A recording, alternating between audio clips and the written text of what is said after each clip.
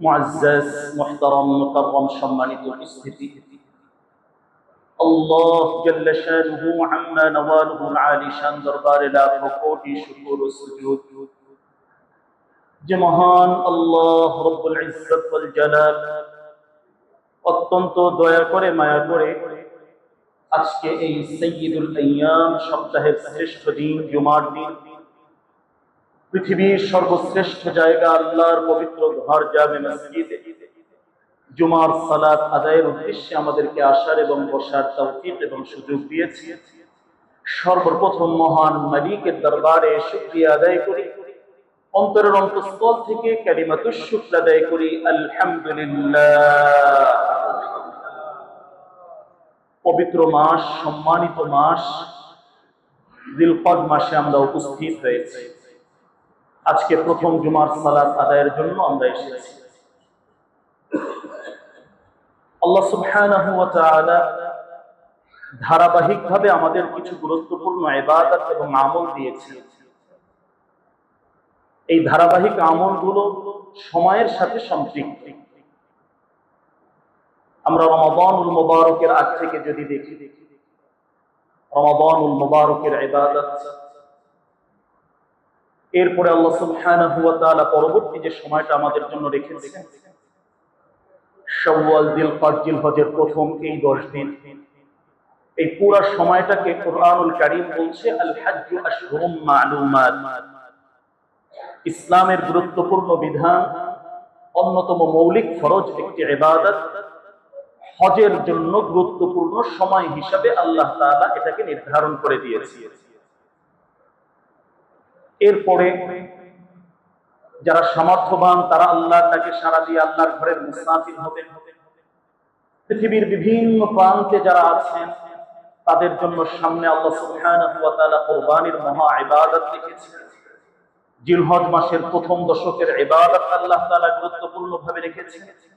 এভাবে ধারাবাহিকভাবে সুন্দরভাবে এই হিজরি সন হিসাবে এই বছরটা আল্লাহ সুবহানাহু ওয়া তাআলা শেষ করার জন্য নির্দেশ দিয়েছেন। তো আমরা এখন যে সময় আছে এটা আল্লাহ তাআলার কুরআনুল কারীমের ভাষায় শ্রেষ্ঠ, গুরুত্বপূর্ণ, সম্মানিত যে মাসগুলো রয়েছে তার অন্যতম একটি মাসে এখন আমরা আছি। আল্লাহ সুবহানাহু ওয়া তাআলা এই কোটি কোটি মানুষ থেকে এবছর যাদেরকে আল্লাহর পবিত্র ঘরের জিয়ারতের জন্য আল্লাহ তাআলা আহ্বান করছেন, তাদের অনেকেই ইতিমধ্যে সেখানে পৌঁছে গিয়েছে। অনেকেই পথে আছেন, অনেকেই পুরো মাস জুড়ে বিভিন্ন জায়গা থেকে তারা ওখানে গিয়ে বাইতে আতিকে গিয়ে পৌঁছবেন ইনশাআল্লাহ। তো আজকে এই সময়ে হাজী সাহেবদের সম্মানার্থে আমাদের এখান থেকে যারা যাবেন, কিংবা এটা শুধু এই সময়ের ইবাদত নয়, বরং এই ইবাদতটা এটা একটা এমন প্রস্তুতি, একজন মুমিনের হৃদয়ের ভিতরে সবচেয়ে বড় যে আশা এবং তামান্না গুলো থাকে এর মাঝে অন্যতম একটি হলো জিয়ারতে বাইতুল্লাহ নসিব হওয়া, আল্লাহর ঘরটা স্বচক্ষে নিজে দেখা, আল্লাহর ঘরের গুরুত্বপূর্ণ দুআ কবুলের জায়গাগুলোতে দাঁড়িয়ে মহান রবের সান্নিধ্যে একাকিত্বে ইখলাসের সাথে, আন্তরিকতার সাথে চোখের পানি ছেড়ে দিয়ে মহান মালিককে কিছু বলতে পারে। এটা হলো প্রতিটা মুসলমান নরনারীর হৃদয়ের ভেতরের গভীরের তামান্না। যেহেতু প্রস্তুতিগুলো অনেক দীর্ঘ হয়, লম্বা হয়, এজন্য শুধু এবছরের জন্য না, এর মাঝে আমাদের ঈমান বৃদ্ধি করুন, এই ইবাদতটা সঠিকভাবে হৃদয়ের গভীর থেকে অনুধাবন এবং এই ইবাদতের সাথে আমাদের যে সামগ্রিক কার্যক্রম এবং শিক্ষাগুলো রয়েছে এখান থেকে এগুলো আমাদের বোঝা। তো আজকেও ইনশাআল্লাহ এই জুমা পূর্ব সংক্ষিপ্ত সময়ে জিয়ারতে বাইতুল্লাহর মুসাফির যারা রয়েছেন তাদের উদ্দেশ্যে যে পাথেয়গুলো আছে এখান থেকে কিছু কথা আমরা পারস্পরিক আলোচনা করব ইনশাআল্লাহ। সম্মানিত উপস্থিতি, আল্লাহ সুবহানাহু ওয়া তাআলা তার ঘরে বেছে বেছে তার বান্দাদেরকে দাওয়াত দেন। আমাদের দায়িত্ব হলো বারবার এটা স্মরণ রাখা যে আমার কোনো গুনাহের কারণে আল্লাহ যেন বঞ্চিত করে না দেন।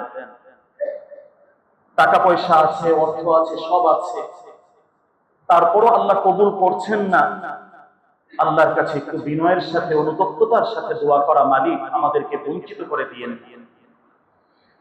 গত জুমায় আমরা এ বিষয়ে কিছু আলোচনা শুনেছি। বিশেষ করে এর বিধান আমরা জেনেছি, এর ফাজাইলের বেশ বড় একটি অংশ আমরা জেনেছি। এটা অনেক কষ্টের একটা ইবাদত, শারীরিক আর্থিক উভয় ইবাদতের সমন্বয়ে গুরুত্বপূর্ণ কষ্টের একটা ইবাদত। অনেক পরিশ্রম এখানে আছে, ধৈর্যের অনেক পরীক্ষা এখানে দিতে হয়। একটা হলো আবহাওয়া প্রচন্ড গরম, এত লোকের সমাগম একসাথে, বিভিন্ন সংকট অনেক সময় তৈরি হয়, খাবার অন্য থাকা, বিভিন্ন ব্যবস্থাপনা। ধৈর্যের শিক্ষাটা সবচেয়ে বড় একটি শিক্ষা এখানে। শয়তান সবচেয়ে বড় ক্ষতিগ্রস্ত হয় হাজী সাহেবদের এই সময় আল্লাহ যে তাদেরকে মাফ করে দিচ্ছেন, এটাই শয়তান সবচেয়ে বড় ক্ষতিগ্রস্ত হয়। সারা বছর এই মানুষগুলোকে বিভিন্ন ভাবে শয়তান নাচছে, ঘুরাচ্ছে, যেভাবে ইচ্ছা সেভাবে চালাচ্ছে। আর এই মানুষগুলো আল্লাহর মেহমান হয়ে গিয়ে আরাফার ময়দানে কি বললো আর কি চাইলো, আল্লাহ সবাইকে মাফ করে দিয়েছেন। সুবহানাল্লাহ। এই যে একটা দৃশ্য কিতাবের ভিতরে আসছে, শয়তান চিৎকার করে যে জায়গাগুলোতে কান্না করে, তার ভিতরে এটা একটা জায়গা। চিৎকার করে কান্না করা শুরু করে, সারা বছর কি করলাম, আমার ব্যবসা ধ্বংস, লস প্রজেক্ট। এই মানুষগুলোকে সারা বছর কষ্ট করে তাদেরকে বিভিন্ন ভাবে আল্লাহ থেকে দূরে সরিয়ে দিয়েছি। আর আল্লাহ সুবহানাহু ওয়া তাআলার কাছে এই ময়দানে এসে কি চাইলো আর কি বললো, আল্লাহ তাআলা সবাইকে মাফ করে দিলেন। আমার এখন কি হবে, আমি এদেরকে কিভাবে জাহান্নামে দিব? তাহলে আমার প্রিয় ভাই, আল্লাহ যাদেরকে এখানে নেন, এই জায়গায় নিচ্ছেন বা ডাক দিচ্ছেন, এই মুহূর্তের জন্য তারা আল্লাহর মেহমান হয়ে গিয়েছে, আল্লাহ তাআলার প্রিয় বান্দাবান্দি হয়ে গিয়েছে, আল্লাহ সুবহানাহু ওয়া তাআলার নৈকট্য অর্জনের জন্য সেখানে যাচ্ছে।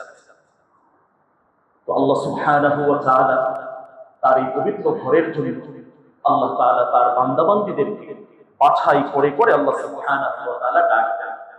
তো ফাজাইলের বিষয়গুলো আমরা শুনেছি, সাথে সাথে ফরজ হওয়ার পরে না করলে কি পরিমাণ যে ধমক আর শাস্তির কথা এসেছে, কত শক্ত কথা বিশ্বনবী বলেছেন।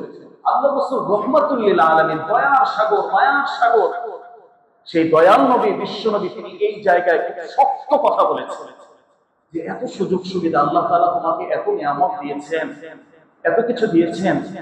আল্লাহ তাআলার জন্য কুরবানির সর্বোচ্চ একটা জায়গা আল্লাহ তাআলা নির্ধারণ করে দিয়েছেন। এই জায়গা থেকে তুমি বঞ্চিত থাকলে তোমার নিজ ইচ্ছায়, নিজ সিদ্ধান্তহীনতায়, তো তুমি কোন জায়গায় আছো, তোমার সাথে আমার কোনো ধরনের কোনো সম্পৃক্ততা নেই। বিশ্বনবী এই জায়গা থেকে নিজের সম্পৃক্ততা উঠিয়ে নিচ্ছে। আমার প্রিয় ভাই, এটা হলো সবচেয়ে গুরুত্বপূর্ণ একটা জায়গা, যে আল্লাহ তাআলা যাদেরকে এই সামর্থ্য দিয়েছেন, সামর্থ্যের ভিতরে আছেন, আল্লাহ তাআলার কাছে এই মুহূর্ত থেকে তাওবা করা এবং দোয়া করা, আল্লাহ যাতে কবুল করেন, কোনোভাবে আমরা যেন বঞ্চিত হয়ে না যাই। আল্লাহ সুবহানাহু ওয়া তাআলা শক্তি সামর্থ্য থাকা অবস্থায় যাতে এই ফরজ ইবাদতটা সুসম্পন্ন করার সুযোগ এবং তৌফিক দান করেন, আল্লাহর কাছে চোখের পানি ছেড়ে দিয়ে কান্না জড়িত অংশে আল্লাহ সুবহানাহু ওয়া তাআলার কাছে এভাবে আমাদেরকে চাইতে হবে, প্রার্থনা করতে হবে। এই জায়গাটা অনেক পরীক্ষার একটা জায়গা, কষ্টের একটা জায়গা, দীর্ঘ সময়, অনেক দূরত্ব, সার্বিক সবকিছু মিলিয়ে বেশ বড় ধরনের কিছু পেরেশানি থাকে। সে প্রস্তুতিগুলো আমাদের রাখতে হবে। দেখো, প্রতিটা ইবাদতের জন্যই তো এক একটা নিয়ত আছে। এই হজের জন্য যারা যাচ্ছেন, নিয়তটাকে প্রথমেই খাঁটি করা, বিশুদ্ধ করা, আল্লাহর জন্যই যাতে হয়, এই বিষয়টা ক্লিয়ার করা। এবং এখানে গুরুত্বপূর্ণ আরেকটি অংশ হলো, আমরা যে সালাত আদায় করবো আল্লাহর কাছে, স্বাভাবিকভাবে আমরা নিয়ত করছি যে আল্লাহ আমি 2 রাকাত জুমার সালাত আদায় করছি, এভাবে নিয়ত করে ফেলছি। কিন্তু হজ এবং উমরার নিয়তের ক্ষেত্রে একটু ব্যতিক্রম, বিষয়টা একটু গভীরভাবে খেয়াল করবে। আল্লাহ রাসূল সাল্লাল্লাহু আলাইহি ওয়াসাল্লাম থেকে বা পরবর্তীতে আমরা এখন যে নিয়ত করছি যে আল্লাহ আমি হজ এবং উমরার নিয়ত করলাম, আপনি সহজ করে দিন এবং কবুল করে নিন। এই যে ফায়াসসিরহুমা লি ওয়া তাকাব্বালহুমা মিন্নি, এই শব্দ দুটোর দিকে যদি আমরা একটু গভীরভাবে মনোযোগ দেই, অন্য কোনো ইবাদতে এই শব্দ ব্যবহার করা হয়নি যে আল্লাহ আমার ইবাদতটা আমার জন্য সহজ করে দেন, এই ইবাদতটা আল্লাহ আপনি আমার জন্য সহজ করে দেন, এভাবে চাওয়া হয় না। আমি যাকাত দিচ্ছি বাস, যে আল্লাহ আপনার সন্তুষ্ট অর্জনের জন্য আমি দিয়ে দিচ্ছি। রোজা রাখছি যে আল্লাহ আমি আগামীকালকে রোজা রাখছি, প্রত্যেকটা ইবাদতের নিয়ত একেবারেই স্বাভাবিকভাবে করা হয়েছে। কিন্তু হজ এবং উমরার ক্ষেত্রে নিয়তের যে জায়গাটা আছে, পয়েন্টটা আছে, এই জায়গায় যে আল্লাহ তাআলার কাছে প্রথমেই বলা হচ্ছে যে আল্লাহ, এই আমলটা এত কঠিন একটা আমল, এই আমলটা এত শক্ত একটা আমল, আপনার সাহায্য আর রহমত যদি না থাকে তাহলে আমি করতে পারবো না, অসম্ভব। মেহেরবানি করে আপনি আমার জন্য সহজ করে দিন। এই সহজতার দোয়া করার পরে দ্বিতীয়বার বলা হচ্ছে তাকাব্বালহুমা মিন্নি, আয় আল্লাহ আপনি আমার জন্য এটা কবুল করেন। আমার প্রিয় ভাই, বোঝার জায়গা হলো এটা। অনেক সময় আমরা পিছিয়ে যাই, করব করছি, আচ্ছা ঠিক আছে সব গুছিয়ে ফেলি। এটাই হলো শয়তানের ধোঁকা দেওয়ার বড় একটা জায়গা। যেহেতু ফরজ ইবাদত, এই বিষয়ের ধারণাটা ক্লিয়ার রাখতে হবে, এবং যাদের উপরে আল্লাহ সামর্থ্য রেখেছেন, যাদেরকে আল্লাহ ফরজ করে দিয়েছেন, কোনোভাবেই এই জায়গায় তালবাহানা না করা, না পিছানো, নিজেই ক্ষতিগ্রস্ত হয়ে যাবে। পরবর্তীটা কি করবে যারা আছেন, তারা আমার সম্পদ ভোগ করবে, কিন্তু আমি যে আসামি অবস্থায় আছি, এখান থেকে আমার উদ্ধার যে তারা করবেন, এই গ্যারান্টি ওয়ারেন্টি কিছুই নাই।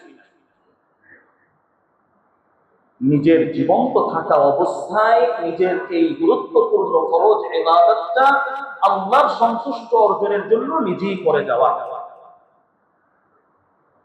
মূল জায়গা হলো এটা। তো আমরা অনেক সময় নিয়ত করি যে শেষ বয়সে সবকিছু গুছিয়ে তারপর করব। এটা হলো শয়তানের বড় ধরনের একটা চক্রান্ত আর ধোঁকা।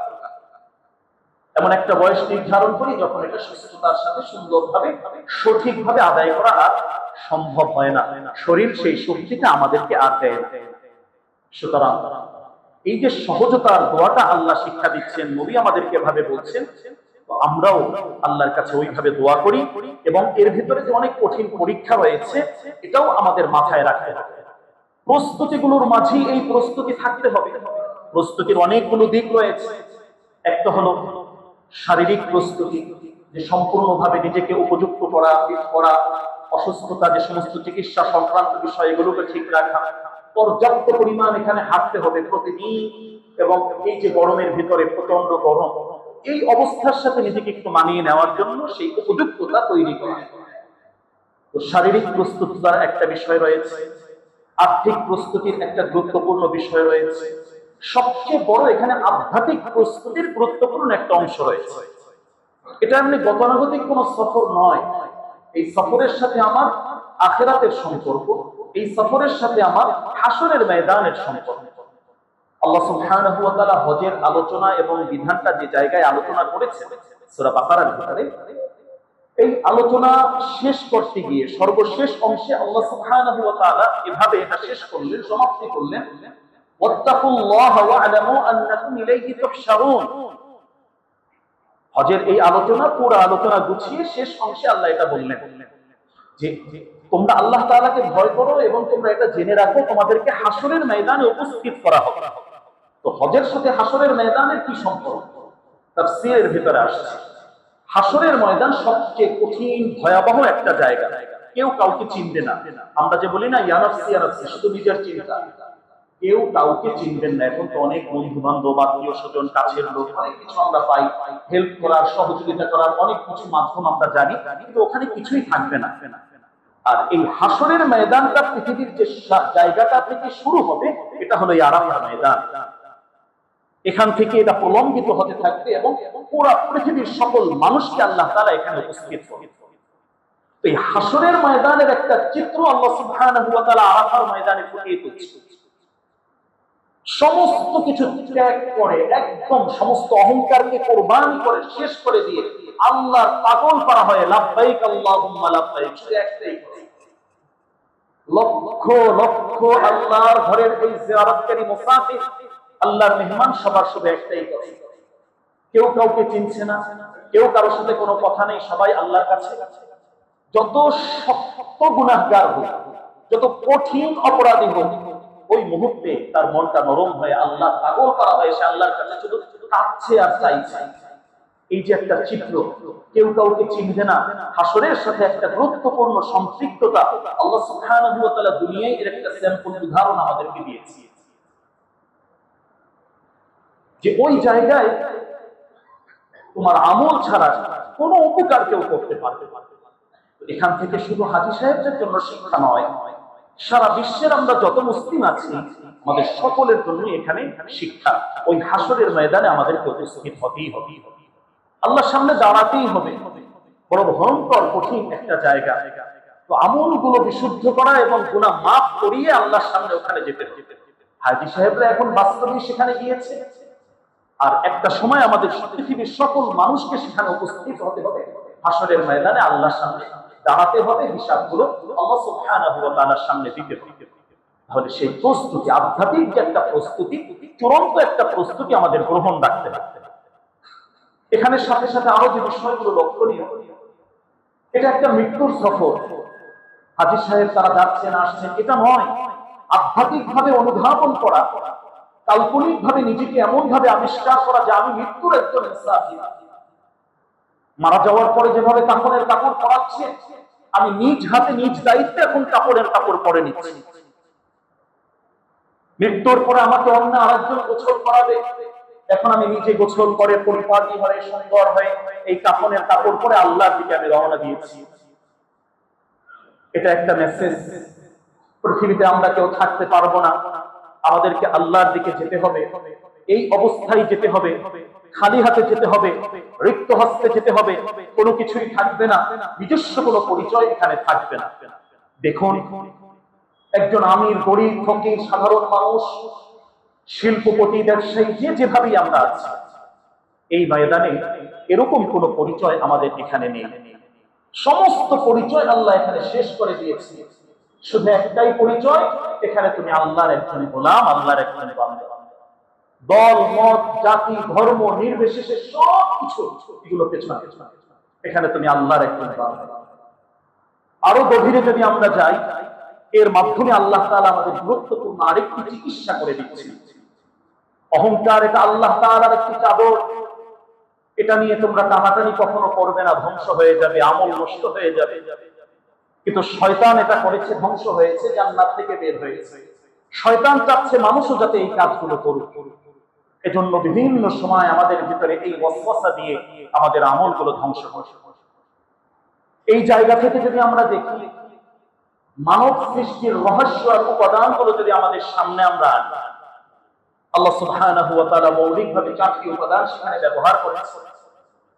আগুন, পানি, আলো, বাতাস, এই প্রত্যেকটা জিনিসের এক একটা প্রভাব মানুষের শরীরের ভিতরে আছে।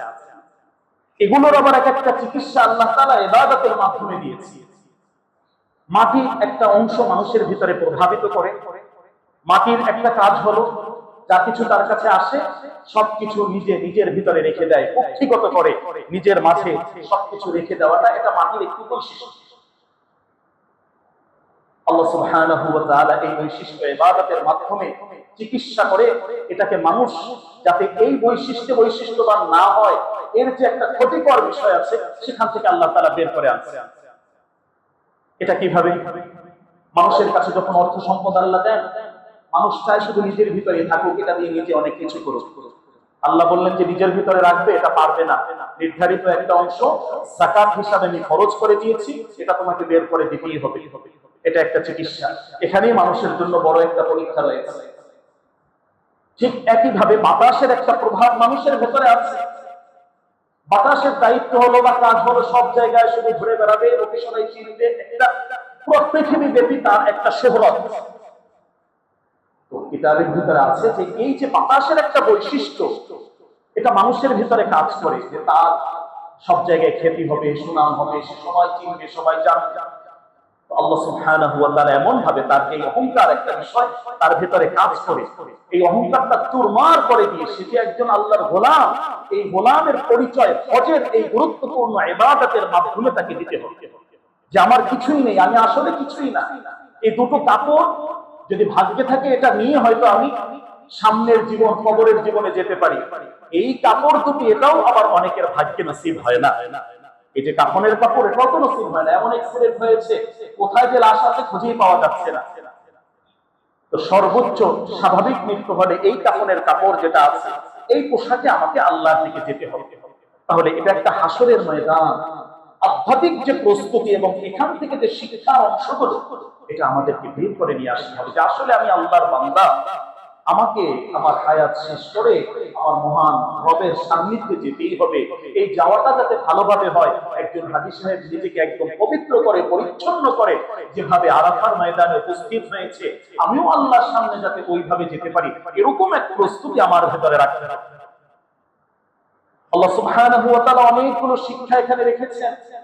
এটা শুধুমাত্র হাজী সাহেবদের জন্য নয়, এখানে আল্লাহ সুবহানাহু ওয়া তাআলা জামারাতে হাজী সাহেবদেরকে পাঠাচ্ছেন যে তুমি শয়তানকে কঙ্কর নিক্ষেপ করো। তো এখানে তো আসলে শয়তান নেই, প্রতিটি একটা আমলের অংশ আল্লাহ তাআলা এভাবে রেখেছে। তো ওই জায়গায় যে পাথরগুলো মারছে, এর অর্থ হলো মনের ভিতরে যত ধরনের শয়তানি আছে, যত ধরনের খারাপই আছে, এগুলো সব ঘুরে মুছে সব ছেড়ে দিয়ে একজন স্বচ্ছ সুন্দর ভালো মানুষ হয়ে, ভালো চরিত্রবান একজন মানুষ হয়ে হজের এই আমলগুলো, ধারাবাহিক যে আমলগুলো রয়েছে, এগুলো সবকিছু ধারণ করে তারপরে তুমি ফিরে আসে। তো এই জায়গা থেকে হাজী সাহেবরা যারা যাচ্ছে, নিজেকে সুন্দরভাবে সাজানোর জন্য এক গুরুত্বপূর্ণ প্রস্তুতি আল্লাহ সুবহানাহু ওয়া তাআলা এখানে রেখেছেন। এটা একটা কাপনের কাপড়, যে একদম মৃত্যুর সময় যেভাবে আমি প্রস্তুতি নিচ্ছি, এই প্রস্তুতি নিয়ে আমি আল্লাহ সুবহানাহু ওয়া তাআলার ঘরের দিকে যাচ্ছি, ওইভাবে আমাকে এটা সাজিয়ে আমার সমস্ত কিছু একদম অহংকার থেকে শুরু করে যা কিছু আছে সব শেষ করে আল্লাহর মহব্বত আর ভালোবাসা নিয়ে তারপর আমাকে আসতে হবে। তখনই আমি নিষ্পাপ হব, তখনই বিশ্বনবী সুসংবাদ দিচ্ছেন তোমার হজ শুধু হজ হলেই হবে না, হজটাকে হজ্জে মাবরুর এবং হজ্জে মাকবুল হিসাবে আল্লাহর সামনে পেশ করো। আল্লাহ যাতে কবুল করেন এমন একটা হজ, এমন একটা উমরা করে তারপরে তুমি ফিরে আসো। এটা যদি করতে পারো তাহলে তুমি নিষ্পাপ হয়ে যাবে। এই হজের বিনিময়ে আল্লাহ তাআলা তোমাকে নিশ্চিত জান্নাত দান করবেন। সুবহানাল্লাহ। তাহলে জান্নাত পাওয়ার মতো গ্রহণ যোগ্য যাতে হয় আমলগুলো, ওইভাবে আমাদের ইবাদতগুলো করার প্রস্তুতি আমাদের রাখতে হবে। সময়ের হেফাজত করতে হবে। দীর্ঘ সময়টা হাজী সাহেবরা ওখানে পাচ্ছেন, পুরো সময়টা একটা দ্বীপ করে নিজামুল আওকাত করে যে কিভাবে কি করব, আমলগুলো কিভাবে করব, এভাবে সাজিয়ে সুন্দরভাবে ধারাবাহিকভাবে ইবাদতগুলো করার জন্য চেষ্টা করা। এদিক সেদিক ঘোরাফেরা করে সময়টা নষ্ট করে পৃথিবীর এমন এক সৌভাগ্যময় জায়গা যেটা পৃথিবীর অন্য কোথাও তো সম্ভব নয়। গত জুমায় কিছুটা আলোচনা আমরা শুনেছি। এই ইবাদতগুলো ধারাবাহিকভাবে আল্লাহ তাআলা যে দিয়েছেন, এগুলো সবগুলো ঘরে রাখার জন্য আমাদেরকে চেষ্টা করতে হবে এবং পরিপূর্ণতায় পৌঁছানোর জন্য হয়তো এই সফর কারো জীবনের শেষ সফর, দ্বিতীয়বার নাও যেতে পারেন, যাওয়া ওইভাবে সম্ভব হয় না, তো তুরন্ত ভাবে এটাকে গনিমত মনে করা যে আল্লাহ দিয়েছেন, এর একটা মুহূর্ত যেন আমার এখান থেকে কোনোভাবেই নষ্ট না হয়। এবং দোয়া কবুলের যেহেতু অনেকগুলো জায়গা, বেশি থেকে বেশি পরিমাণ দোয়া করে নিজের জন্য, পরিবারের জন্য, সবার জন্য দোয়াগুলো কবুল করিয়ে তারপরে আসে। এখানে যাচ্ছি, প্রথম নজরে বাইতুল্লাহ আসছে, কিতাবের ভিতরে আসছে, এই নজরে বাইতুল্লাহ আসার সাথে সাথে যে দোয়াগুলো হাজী সাহেবরা করেন, আল্লাহ তাআলা দোয়াগুলো কবুল করে নেন। সুবহানাল্লাহ। এত গুরুত্বপূর্ণ একটা নিশ্চিত ওয়াদা এখানে আছে। তো আল্লাহর কাছে ওইভাবেই দোয়া করা, নজরে আসার সাথে সাথে কি দোয়া করব, কিভাবে করব, অনেক দোয়া আছে, মনের যার যার আবেগ যেভাবে সে সেভাবেই করবে। তবে ইমামে আযম আবু হানিফা রাহমাতুল্লাহি আলাইহির আলোচনা থেকে যেটা পাওয়া যায়, তিনি যখন যেতেন, আমাদের আকাবির বুজুর্গ তারা আল্লাহর কাছে তাদের মনের ভিতরের যে তামান্না, তারা বেশি বেশি বারবার আল্লাহর ঘর জিয়ারতের জন্য আল্লাহর কাছে দোয়া করতেন। নবী রাসূল সহ অন্য অন্য আকাবির বুজুর্গ, বড় বড় আল্লাহর প্রিয় যারা, তারা এই ইবাদতটা যাতে সৌভাগ্যের সাথে আল্লাহ নসিব করেন এজন্য বারবার দোয়া করতেন। এজন্য এক একজনের জীবনে দেখা যায় 30-40 বা এর উপরে অধিক পরিমাণ তারা আল্লাহর ঘরের এই জিয়ারত করেছেন। গুনাহ খাতা সব মাফ করে দিচ্ছেন আল্লাহ তাআলা। এই সৌভাগ্য অন্য কোথাও এভাবে মিলে না। তো তারা যখন ওই জায়গায় যেতেন, আবু হানিফা রাহমাতুল্লাহ আলাইহির জীবনী থেকে পাওয়া যায়, তিনি আল্লাহর কাছে প্রথম নজরেই এ দোয়া করতেন যে আল্লাহ আপনি আমাকে মুস্তাজাবুদ দাওয়া বানিয়ে দেন। অর্থাৎ আমার পেছনের যত দোয়া আমি আপনার কাছে করেছি, আয় আল্লাহ সমস্ত দোয়াগুলো আপনি কবুল করে নেন। আল্লাহ আমার মৃত্যু পর্যন্ত যত দোয়া আমি করব, সমস্ত দোয়াগুলো আয় আল্লাহ আপনি কবুল করে নেন। এই হজের সফরের ভিতরে যত দোয়া করবো, আয় আল্লাহ সমস্ত দোয়া আপনি কবুল করে নেন। এরপরে দোয়াগুলো শুরু করতেন। প্রথমেই আল্লাহর সাথে চুক্তি করে, আল্লাহর কাছে আহ্বান করে, বিনয়ের সাথে উপস্থাপন করে, মালিক তো আপনি কবুল না করলে, তো সুযোগ না দিলে তো আমরা পারবো না, আপনি আমাদের দোয়াগুলো কবুল করে নেন, এই দোয়াটা আপনার কাছে করছি।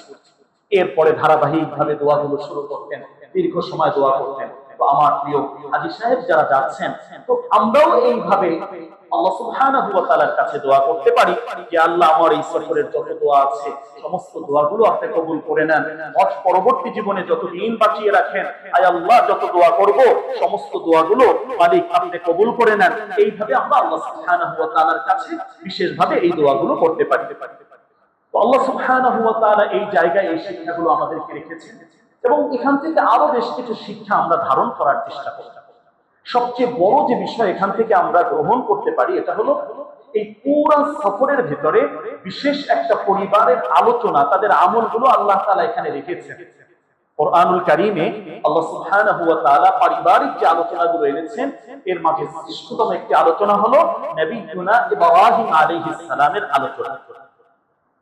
আমার পরিবারটা আমি কিভাবে গঠন করব, এই ঘটনাগুলো থেকে আমরা গ্রহণ করতে পারি, শিক্ষাগুলো এখান থেকে নিতে পারি। তো ইব্রাহিম আলাইহিস সালামের স্মৃতি জড়িত অনেকগুলো আমল এখানে আল্লাহ তাআলা দিয়ে রেখেছেন, যেটা হাজী সাহেবরা করছে। ওই আমলগুলো আমরা করব, সাথে সাথে আমাদের পরিবারটাও ওইভাবে ইব্রাহিমী পরিবার যাতে হয় এই চেষ্টা আল্লাহর কাছে নিজেরা করা এবং আল্লাহর কাছে দোয়া করা। যেমন ছিলেন বাবা, তেমন ছিলেন মা, তেমন ছিলেন সন্তান। আল্লাহর জন্য সবাই আত্মসমর্পণ করেছে। ইব্রাহিম আলাইহিস সালামের জীবনী দেখি আল্লাহ তাআলা যত পরীক্ষা করেছেন ফাতাম্মাহুন্না, সমস্ত পরীক্ষায় তিনি শতভাগ পাস করেছেন। সুবহানাল্লাহ। সর্বশেষ কুরবানির পরীক্ষা, সেখানেও তিনি পরীক্ষায় পরিপূর্ণ পাস করেছেন। আসমান থেকে ধুমকা চলে এসেছে, ওয়াফাদাইনাহু বিযিবহিন আযীম। তো আল্লাহর সামনে আত্মসমর্পণ কিভাবে করতে হয়, আল্লাহর বিধানের সামনে আত্মসমর্পণ কিভাবে করতে হয়, এই হজের শিক্ষার ভেতরে এটা রয়েছে। নিজেকে একেবারে ভুলে যাওয়া, মিটিয়ে দেয়া, আমার মতো আমি করব এমনটা নয়। পুরো হাজী সাহেবদের সফরটা যদি দেখেন, আল্লাহ বলছেন মিনা যাও, মিনা যাচ্ছে, আরাফায় যাও, আরাফায় যাচ্ছে, মুজদালিফায় যাও, মুজদালিফায় যাচ্ছে, জামারাতে যাও, জামারাতে যাচ্ছে, বাইতুল্লাহ যাও, তাওয়াফ করো, তাওয়াফ করছি। আমি আমার মতন যে না এখন যাব না, পরে করব, এরকম কোনো করার সুযোগ নেই। তাহলে পুরো জীবনটাই এমন ভাবে আত্মসমর্পণ করা যে আল্লাহর হুকুমটা আমার জন্য যা আছে ওইভাবেই আমাকে প্রস্তুত করতে হবে। আমার মালিক আমার থেকে এটা চাচ্ছেন, লাব্বাইক আলহামদুলিল্লাহ, আল্লাহ এটাই আমি করব, এখন করব না, পরে করব, করব, করছি, এই যে একটা তালবাহানা, এটা না করা। তো বাবা ওইভাবে ছিলেন সত্য, আল্লাহর জন্য সমস্ত কোরবানি তিনি করেছেন, আল্লাহ তাআলাও সেই সম্মাননা তাকে দিয়েছেন। মা কেমন ছিলেন? কোন গাছপালা, তরুলতা, পানি, কোনো কিছু নেই, কোনো মানুষ নেই, কোনো কিছু নেই, শুধু মরুভূমির মাঝে রেখে আসছেন ছোট্ট এক বাচ্চা আর একজন মহিলা। সামান্য সময়ের জন্য কল্পনা করুন, দেখুন আমাদের ফ্যামিলি আমরা যদি এভাবে এর আংশিক যে জায়গায় রেখে আসছি, কোথায় যাচ্ছেন, কেন যাচ্ছেন, এখানে কেন রেখে যাচ্ছেন, কত প্রশ্ন আমাদের আসে। কিন্তু কেমন একটা পরিবার, প্রিয় ভাই, খেয়াল করুন, আল্লাহ কোরআনে তাদের কথা এনেছেন, তোমাদের পরিবারগুলো এমন ভাবে গঠন করো, তোমাদের বিবি আর নারীদেরকে এমন ভাবে গঠন করো, তোমাদের সন্তানদেরকে এমন ভাবে গঠন করো। ইন্না ইব্রাহিমা কানা উম্মাতান কানিতা, তিনি একা একটা পরিবারই একটা উম্মত ছিলেন। তার স্ত্রী রেখে যাচ্ছেন, কি বলছেন? একটা কথা আছে, একটু শুনুন। আপনি যে এখানে আমাদেরকে রেখে যাচ্ছেন, এটা কি আপনার নিজ সিদ্ধান্তে না আমার আল্লাহর সিদ্ধান্তে রেখে যাচ্ছেন? দেখুন প্রশ্নের ধরনটা, আল্লাহর মহব্বত আর ভালোবাসা এই মহিষী নারীদের মাঝে কেমন ছিল।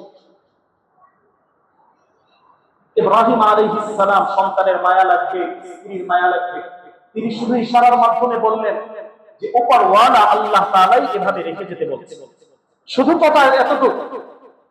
তিনি কি করলেন?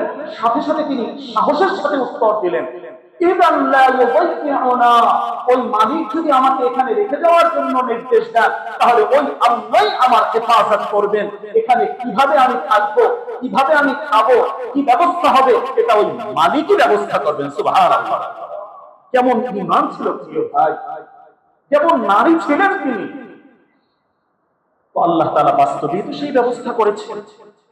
আজকে পৃথিবীর সর্বশ্রেষ্ঠ পানীয় এই zamzam আমরা কিভাবে পেয়েছি? ইতিহাসের সূত্রটা তো এখানেই। আল্লাহ ব্যবস্থা করবেন, এমন ব্যবস্থা তাদের জন্য করেছেন, গোটা পৃথিবীর সকল মুসলমান নরনারীর জন্য কিয়ামত পর্যন্ত পৃথিবীর শ্রেষ্ঠ পানির ব্যবস্থা আল্লাহ তাআলা করে দিয়েছেন। সুবহানাল্লাহ। আধ্যাত্মিক ভাবে ভাই বুঝতে হবে এগুলো। এটা তো বরকতের জায়গা, বরকতগুলো কিভাবে আনবো? সন্তান কেমন ছিলেন?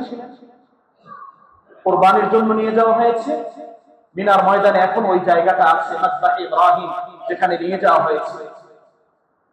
সন্তানও প্রস্তুত, বাবা ইফআল মা তুমার। কিভাবে সাহসের সাথে বললেন যে আমি সন্তান হিসাবে আমার মহব্বত আপনার ভিতরে রাখবেন না, আমার ভালোবাসার দিকে আপনি তাকাবেন না, আল্লাহ আপনাকে যে নির্দেশ দিচ্ছেন সেটা আপনি পালন করুন। সুবহানাল্লাহ। তাহলে প্রিয় ভাই, এদের স্মৃতি বিজড়িত সমস্ত আমলগুলো আল্লাহ তাআলা সেখানে রেখেছেন। তো আমরা নিজেরাও ওভাবে ইব্রাহিমী সুন্নাহগুলো ধারণ করি, বিবিদেরকে ওইভাবে উৎসাহিত করি, সন্তানদেরকেও দিনের জন্য এভাবে প্রস্তুত করি। পুরা হজের সফর শুধু ওখানে রেখে আসবো না, এই সফরগুলো নিয়ে আসবো, এই সফরের শিক্ষাগুলো আমাদের ভিতরে পরিপূর্ণভাবে মৃত্যু পর্যন্ত ধারণ করার জন্য আমাদেরকে চেষ্টা করতে হবে। মক্কা মদিনার এই বারাকাতের যে জায়গাগুলো আছে, প্রত্যেকটা জায়গার সাথে ইতিহাসের গুরুত্বপূর্ণ কিছু শিক্ষা রয়েছে। এই জায়গাগুলো আমরা জিয়ারা করছি, এই জায়গাগুলো আমরা দেখছি, শুধু দেখার মধ্যে সীমাবদ্ধ না, ওখান থেকে যে শিক্ষাগুলো আছে এগুলো নিয়ে আসি। মক্কায় যখন আছি, মক্কার ভেতরের যে বিষয়গুলো এগুলো দেখছি, মক্কার আশপাশের যে সমস্ত গুরুত্বপূর্ণ জায়গাগুলো এগুলো আমরা দেখছি, জাবালে নূর, জাবালে তুর, জাবালে রাহমাহ, আল্লাহ তাআলার গুরুত্বপূর্ণ নিদর্শন এগুলো।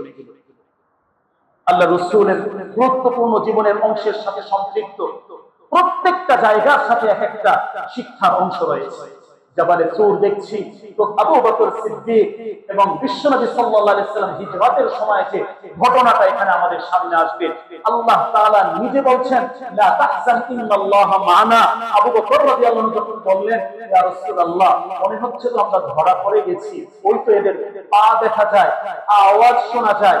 আল্লাহ তাআলা আয়াত নাযিল করলেন, আরে আবু বকর তুমি থামো, এখানে তুমি আর মুহাম্মদ সাল্লাল্লাহু আলাইহি ওয়াসাল্লাম একা নয়, আমি আল্লাহ তোমাদের সাথে এখানে আছি। সুবহানাল্লাহ। আল্লাহ তাআলা কিভাবে ব্যবস্থা করলেন, মাকড়সার বাসা, কবুতর, আল্লাহ তাআলা কাউকে যদি হেফাজত করতে চান এভাবেই আল্লাহ হেফাজত করতে পারেন। গারে হেরায় আমরা যাব, ইসলামের জন্য যে কোরবানি, কত বড় কোরবানি আল্লাহ রাসূল করেছেন, বিশ্বনবীর উম্মাহাতুল মুমিনিন তারা করেছেন। এই শিক্ষার অংশগুলো এখানে আমাদের আছে। জাবালে রাহমাতে যাচ্ছি, আদম আলাইহিস সালামের সেই দোয়া এখানে কবুল হয়েছে। আল্লাহ এই জায়গায় দোয়া কবুল করেছেন, বিশ্বাস করে দোয়া করা যে আল্লাহ আমারটাও কবুল করবেন। রব্বানা যালামনা আনফুসানা, আলিকো আমিও তো গুনাহগার, আমাকেও maaf করে দাও। শুধু গেলাম চলে আসলাম, একটা সফর, এটা নয় প্রিয় ভাই। আধ্যাত্মিকভাবে এটাকে অনুধাবন করার চেষ্টা করো, প্রতিটা জায়গায় জায়গায় শিক্ষাগুলোকে ধারণ করে লালন করার পরিপূর্ণভাবে চেষ্টা করো। সাথে সাথে কিছু পরামর্শ এখানে আমাদের ওইভাবে থাকে। অনেক সময় আবেগে অনেক কাজ আমরা করতে যাই, ইসলাম আসলে ওইভাবে বলে না। বিশেষ করে এই যে হাজিরা আসওয়াদ, জান্নাতি পাথর, এটা সাক্ষী দেবে, এটাকে ধরার জন্য, ছোঁয়ার জন্য যে পরিমাণ ওই জায়গায় পরিশ্রম করতে হয়, নারী পুরুষ যেভাবে একত্রিত হয়ে যাওয়া হচ্ছে। ওমর রাদিয়াল্লাহু আনহু একটি কথা শুধু আমি বলছি প্রিয় ভাই, সাইয়্যিদুনা ওমর রাদিয়াল্লাহু আনহু বলছিলেন, ইয়া হাজার ফাইন্নাকা লা তানফাউ ওয়া লা তাদার, হে পাথর আমি জানি তুমি কোনো উপকারও করতে পারবে না, কোনো ক্ষতিও করতে পারবে না। আমি শুধু দেখেছি আমার প্রিয় হাবিব তোমাকে চুমা দিয়েছেন, তোমার কাছে গিয়েছেন, এজন্য আমি আসছি, তোমার কোনো কিছু করার ক্ষমতা নেই। ওটা ধরতেই হবে, ছুঁইতেই হবে। অন্যকে কষ্ট দেওয়া এটা তো হারাম, এটা তো নিষেধ। ওই জায়গায় না যেও যদি আমরা দূর থেকে শুধু ইসলাম করি, শুধু আল্লাহু আকবার বলি, সমান সওয়াব, সমান ফায়দা আল্লাহ তাআলা দান করবেন। যদি আল্লাহ সুযোগ করে দেন স্বাভাবিকভাবে সেটা ঠিক আছে, কিন্তু খুব বেশি পরিশ্রম করে, অন্যকে কষ্ট করে যে একটা পরিস্থিতি হয়, খুব ভয়াবহ একটা পরিস্থিতি, অনেক মানুষ আহত হয়েছে। তো এই জায়গায় একটু নিজেকে ওইভাবে নিয়ন্ত্রণ রাখার জন্য চেষ্টা করুন। সফরে যতক্ষণ থাকবো বেশি থেকে বেশি পরিমাণ পেট ভরে তৃপ্ত সহকারে জান্নাতে এই নিয়ামত জমজমের পানি আমরা পান করার জন্য ভাবে চেষ্টা করব। হজ পরবর্তী সময়ে এই হজটাকে ধরে রাখার জন্য একটা গুরুত্বপূর্ণ সিদ্ধান্ত আল্লাহ সুবহানাহু ওয়া তাআলার কাছ থেকে নিয়ে আসবো এবং এই জায়গায় গিয়ে চেষ্টা করা এখানে সবাই আল্লাহর মেহমান, নিজেরা যেভাবে চলছি পারলে আল্লাহর মেহমানদারদেরকে কিছু মেহমানদারি করা, কিছু খেদমত করা, কেউ কোনো বিপদে পড়েছেন ওই জায়গায় তাদের পাশে দাঁড়ানো, তাদের সাহায্য করা, সহযোগিতা করা, যে কোনো একটা খেদমত যদি আমরা করতে পারি করার জন্য চেষ্টা করতে। আমলগুলো বরবাদ হয়ে যায় এমন কোনো কাজ করবো না। সময় নষ্ট করা, ঘোরাঘুরি করা, বিশেষ করে বিভিন্ন বিষয়ের সমালোচনা করা, এটা হয় না, এটা হয়েছে, এটা হলো না, এটা করেছে। প্রিয় ভাই, এই জায়গায় আমাদের আমলগুলো নষ্ট হয়ে যায়। আগেই বলেছি ধৈর্যের বড় একটা পরীক্ষা এখানে আমাদেরকে দিতে হবে। সেই ধৈর্যের পরীক্ষাগুলো আমরা ওইভাবে দেওয়ার জন্য চেষ্টা করব এবং আল্লাহর গোলাম হয়ে যাতে আসতে পারি এই চেষ্টা আমাদেরকে ওই জায়গায় অবশ্যই করতে হবে। এই সফরের গুরুত্বপূর্ণ একটি অংশ হলো জিয়ারতে মদিনা। প্রিয় ভাই, রাসূলকে দেখি না, রাসূলের রওজার সামনে যাব, এই সৌভাগ্য আল্লাহ তাআলা যাদেরকে দিয়েছেন তারা এটাকে কদর করার চেষ্টা করি। বিশ্বনবী বলেন, আনসারা কবরি, আমার কবর যে বান্দা জিয়ারত করলো ওয়াজাবাত লাহু শাফাআতি, আমার শাফাআত তার জন্য ওয়াজিব হয়ে যাবে। সুবহানাল্লাহ। রাসূলের সুপারিশ ছাড়া কেউ জান্নাতে যেতে পারবো না। এই সুপারিশটা ওখানে গেলে ওয়াজিব হয়। টাকা পয়সার মহব্বত করছি ভাই, টাকা পয়সা তো রেখেই যাবো, কাফনের তো পকেট নাই। রাসূল সুপারিশ করবেন এমন একটা ওয়ারেন্টি কার্ড যদি পাই, এটা কেন ছাড়বো? যাদের উপরে সামর্থ্যবান যারা, যাদের খরচ হয়েছে, এত বড় সৌভাগ্য থাকার পরেও আমরা এটা করছি না, নিজের জীবনটাকে নিজে ধ্বংসের ভিতরে ফেলছি কিনা একটু চিন্তা করা দরকার। যদিও এটা মৌলিক হজের অংশ না, কিন্তু কোনো মুমিন মক্কা গিয়েছেন, রাসূলকে একটা সালাম না দিয়ে আসেন, তো এখানে আমরা যারা যাব খুব আদব রক্ষা করতে হবে। কোন ধরনের বেয়াদবি, কোনো আচরণ এখানে যেন না হয়, এটা সর্বোচ্চ খেয়াল আমাকে রাখতে হবে। বেশি থেকে বেশি পরিমাণ রাসূলকে সালাম দেওয়ার জন্য চেষ্টা করা। যতটুকু সময় সেখানে থাকবো সবচেয়ে বেশি আমল যেটা করব দুরূদ শরীফের আমল করা। এখান থেকে করছি, আল্লাহ তাআলা ফেরেশতাদের মাধ্যমে পৌঁছিয়ে দিচ্ছে। কিন্তু ওখানে যখন দুরূদ পাঠ করি সরাসরি এই দুরূদটা বিশ্বনবী নিজ কানে শুনেন। সুবহানাল্লাহ। আর এই দুরূদ যে যত বেশি পড়বেন কিয়ামতের ময়দানে রাসূলের তিনি তত নিকটবর্তী হয়ে অবস্থান করবেন। সুবহানাল্লাহ। এজন্য যারা যাচ্ছেন প্রিয় ভাই, বেশি থেকে বেশি পরিমাণ দুরূদ শরীফ এই জায়গায়, কোন ধরনের কোন বেয়াদবিমূলক কোন আচরণ যেন সেখানে না হয়। উত্তম পোশাক পরিধান করা, রাসূল যে জিনিসগুলো ভালোবেসেছেন সেগুলোকে ভালোবাসা এবং ওই জায়গায় বিশেষ করে কয়েকটা রোজা রাখার জন্য চেষ্টা করা। যদি সোমবার পরে, বৃহস্পতিবার পরে দেখবেন যে রোজার একটা সুন্দর পরিবেশ সেখানে আছে, এগুলো করা, কোরআন তেলাওয়াত করা, মৌলিকভাবে কিছু আমলের মাঝে আমার সময়টা যাবে কাজে। এবং মদিনার ঐতিহাসিক যে স্মৃতি বিজড়িত রাসূলের জায়গাগুলো আছে সেখানে যাওয়া, কুবাতে যাওয়া এবং সেখানে 2 রাকাত সালাত আদায় করা। সাহাবায়ে কেরাম বিশ্বনবী সাল্লাল্লাহু আলাইহি ওয়াসাল্লাম যখন মদিনায় গেলেন, যে মক্কায় তো অনেক কিছু রেখে এসেছেন, সাহাবায়ে কেরাম বললেন, ইয়া রাসূলুল্লাহ সবই তো আমরা পেলাম, কিন্তু একটা জিনিস তো পাচ্ছি না। মক্কা তো আল্লাহর ঘরটা দেখি, ওখানে একটা আমরা ওমরা করার একটা সৌভাগ্য আমাদের হয়, তো মদিনায় তো আমরা এই সৌভাগ্য পাচ্ছি না। বিশ্বনবী তখনই বললেন, তোমরা কুবায় যাও, 2 রাকাত সালাত আদায় করো। এই 2 রাকাত সালাত যদি সেখানে গিয়ে আদায় করতে পারো, আল্লাহ তাআলা তোমাদেরকে ওমরার সওয়াব দান করবেন। সুবহানাল্লাহ। তো এই যে আমলগুলো সেখানে আছে, সেই আমলগুলো আমরা ওই জায়গায় পরিপূর্ণ করার জন্য আমরা চেষ্টা করব ইনশাআল্লাহ। সর্বশেষ আমরা দেশে ফিরে আসছি, প্রস্তুতি নিয়ে আসা এবং হজটাকে নিয়ে আসার জন্য চেষ্টা করা, ওখানে রেখে আসতে। তো মৌলিকভাবে কি কি জিনিস আমরা নিয়ে আসতে পারি? এখানে হজটা মৌলিকভাবে যদি আমরা দেখি, আদম আলাইহিস সালামের দোয়া কবুল করানোর যে একটা পরিস্থিতি, পরিবেশ, এটা আমরা নিয়ে আসি। আল্লাহর কাছে খুব বেশি পরিমাণে দোয়া করা, আদম আলাইহিস সালামের দোয়া আল্লাহ কবুল করেছেন, দোয়া ও আদম, এটা আমাদেরকে ধরে রাখতে হবে। ওই জায়গায় ইব্রাহিম আলাইহিস সালামের যে কুরবানির বিশাল ইতিহাস হয়েছে, পুরো ওই জিনিসগুলো যাতে আমরা নিয়ে আসতে পারি, এজন্য আমাদের চেষ্টা করতে হবে। ইসলামের জন্য কুরবানি করা, যখন যেভাবে আল্লাহ সুবহানাহু ওয়া তাআলা নির্দেশনা দিচ্ছেন ওইভাবে লাব্বাইক বলে প্রস্তুত থাকার জন্য চেষ্টা করা। বিশ্বনবী সাল্লাল্লাহু আলাইহি ওয়াসাল্লামের দাওয়াতটাকে নিয়ে আসা। আল্লাহ রাসূল মিনার ময়দানে তাবুতে গিয়ে দাওয়াত দিয়েছেন, ইসলামের প্রচার প্রসার করেছেন। তো এটা শুধু ওই সময়ের কাজ না, সারা পৃথিবীতে দিনটা যাতে জিন্দা থাকে, এজন্য এই দাওয়াতি কার্যক্রমের যে একটা রূপ, এটা ওইখান থেকে আমরা নিয়ে আসবো প্রিয় ভাই। এবং সাথে সাথে আনুগত্যতার একটা বিষয়, স্ত্রী কিভাবে আল্লাহর আনুগত্য করলেন ঘটনা শুনিয়েছি, সন্তান কিভাবে আল্লাহর আনুগত্য করলেন এটা শুনিয়েছি। তো এই আনুগত্যতার একটা বিষয় আল্লাহ সুবহানাহু ওয়া তাআলার জন্য, এটা আমরা ওখান থেকে নিয়ে আসি। সাথে সাথে মৌলিক আরো যে বিষয়গুলো বাড়িতে আসছে, দেশে আসছে, প্রস্তুতির ব্যাপারে বারাকাতু মক্কা ওয়াল মদিনা, মক্কার বারাকা হলো জমজমের পানি, মদিনার বিশেষ বারাকা হলো খেজুর। এটা হলো মৌলিক বিষয়। বাকি যা আছে সবকিছুই আমাদের দেশে পাওয়া যায়, দেশ থেকেই সংগ্রহ করা যায়, ওটা ওখানে আবিষ্কার হয় না। এগুলো হলো মৌলিক বিষয়। সাথে সাথে আমাদের আকাবির বুজুর্গ মুরব্বীরা পরামর্শ দিয়েছেন দিনের ভিতরে সব সময় এই তামান্না রাখা যাতে হজটা করা যায়। এজন্য যে আমলগুলো, যে বেশি বেশি দুরূদের আমল যারা করে, তিনটা মৌলিক কাজ আছে, এটা যারা করে তাদের জন্য আল্লাহ তাআলা জিয়ারাতে বাইতুল্লাহ সফরকে সহজ করে দেন। এর ভিতরে বেশি থেকে বেশি পরিমাণ দুরূদ শরীফের আমল।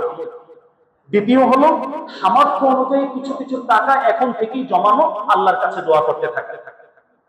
এরপরে বিশেষ করে হাজী সাহেব যারা এর সাথে সম্পৃক্ত, এরা যখন আসেন বা যান তাদের কাছে দোয়া করা, দোয়া চাওয়া যে ভাই আল্লাহ তাআলা যাতে আমাকে কবুল করেন, এই বিষয়ে আপনি একটু দোয়া করবেন। এই তিনটা মৌলিক কাজ যারা করেন, আশা করা যায় আল্লাহ সুবহানাহু ওয়া তাআলা তাদের জন্য একেবারেই সহজ করে দেন।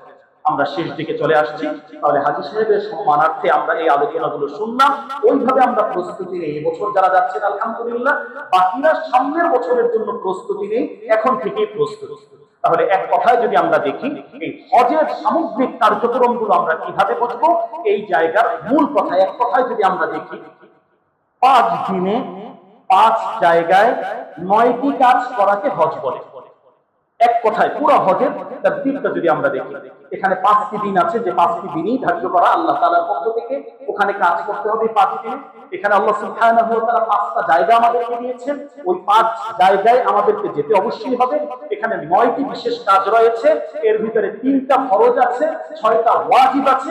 এগুলো যারা করবে মৌলিকভাবে মূল হজ যেটা আছে, এটা পরিপূর্ণতায় আল্লাহ তাআলা পৌঁছিয়ে দেবেন। তাহলে ওইভাবে আমরা পূর্ণভাবে শিক্ষা গ্রহণ করব, এবং এর উপরে যে প্রশিক্ষণগুলো আছে, এই প্রশিক্ষণগুলো নিয়ে ভালো অভিজ্ঞ মুআল্লিম তাদের কাছ থেকে মাসলা মাসাইল জেনে এই হজটাকে সুসম্পন্ন করার চেষ্টা করব।